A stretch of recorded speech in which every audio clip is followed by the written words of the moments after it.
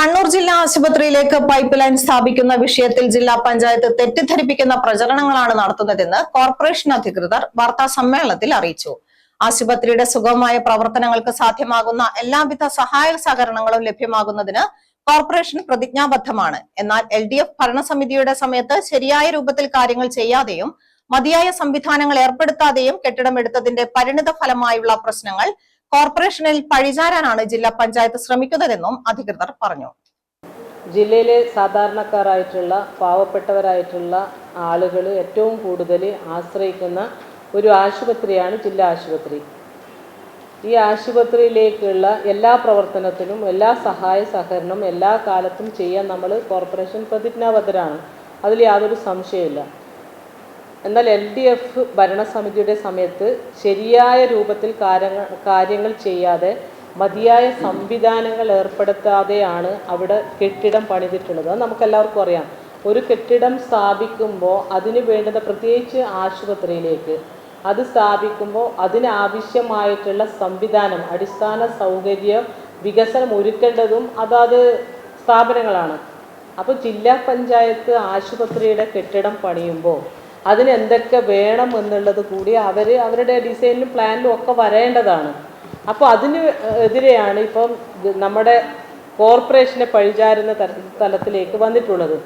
Kannur municipality ആയിരിക്കെ നഗരസഭയുടെ കീഴിലുള്ള ഭൂമിയിൽ നഗരസഭ ലീസിന് കൊടുത്ത സംഗീത ടാക്കീസ് പൊളിച്ചുമാറ്റിയാണ് പയ്യാമ്പലം, പള്ളിയാമൂല ഉൾപ്പെടെയുള്ള തീരപ്രദേശങ്ങളിലെ രൂക്ഷമായ കുടിവെള്ള പ്രശ്നം പരിഹരിക്കുന്നതിന് വാട്ടർ അതോറിറ്റിക്ക് കൈമാറി വാട്ടർ ടാങ്ക് സ്ഥാപിച്ചത്. എന്നിട്ടും വാട്ടർ അതോറിറ്റിയുടെ അനാസ്ഥ കാരണം പ്രസ്തുത പ്രദേശങ്ങളിൽ വെള്ളത്തിന്റെ ഫോഴ്സ് കുറവ് സംബന്ധിച്ചും വെള്ളം ലഭിക്കാത്തത് സംബന്ധിച്ചും നിരവധി പരാതികളാണ് ഉയർന്നു വരുന്നത് എന്നും അധികൃതർ പറഞ്ഞു.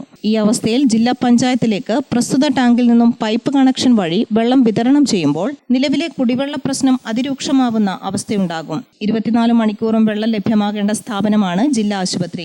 അവിടത്തേക്കാണ് ഇപ്പോൾ തന്നെ കുടിവെള്ള പ്രശ്നം നേരിടുന്ന സ്ഥലത്തെ ടാങ്കിൽ നിന്ന് പൈപ്പ് കണക്ഷൻ വലിക്കാനുള്ള പ്രപ്പോസൽ ഉള്ളത്. പൊതുജനങ്ങളെ ബുദ്ധിമുട്ടിക്കാതെയും നിയമലംഘനമില്ലാതെയുമുള്ള എല്ലാ പ്രവർത്തനങ്ങൾക്കും കോർപ്പറേഷന്റെ പിന്തുണയുണ്ടാകുമെന്നും അധികൃതർ പറഞ്ഞു. നമുക്കറിയാം, ഈ ജില്ലാ ആശുപത്രി എന്ന് പറയുന്ന സ്ഥലം 24 മണിക്കൂറും വെള്ളം ലഭിക്കേണ്ട ഒരു ആശുപത്രിയാണ്, ഒരു സ്ഥാപനം. ജില്ലാ ആശുപത്രിയിൽ 24 മണിക്കൂറും വെള്ളം വേണമല്ലോ. അത് നമുക്ക് എല്ലാവർക്കും അറിയാവുന്ന കാര്യമാണ്. അവിടെ വെള്ളത്തിൻ്റെ പൈപ്പ് ലൈൻ സ്ഥാപിക്കാൻ കോർപ്പറേഷനെ പഴിചാരുന്നതിൻ്റെ കാര്യം നമുക്ക് മനസ്സിലാവാത്തത്. കോർപ്പറേഷൻ്റെ ജനങ്ങൾക്ക് വേണ്ടി, കോർപ്പറേഷൻ പരിധിയിലുള്ള ജനങ്ങൾക്ക് വേണ്ടി നമ്മുടെ സ്ഥലത്ത് നമ്മൾ സ്ഥാപിച്ച ടാങ്ക്, അതിൽ നിന്ന് പൈപ്പ് ലൈൻ എടുക്കണമെന്ന് പറയുന്നത് എന്തടിസ്ഥാനത്തിലാണെന്ന് നമുക്ക് മനസ്സിലാവുന്നില്ല. മാത്രവുമല്ല, അവിടുത്തെ ജനങ്ങൾക്കിപ്പോൾ അവർക്ക് ആവശ്യമായിട്ടുള്ള കുടിവെള്ളം ലഭ്യത ഇല്ലാത്ത സാഹചര്യമാണ്.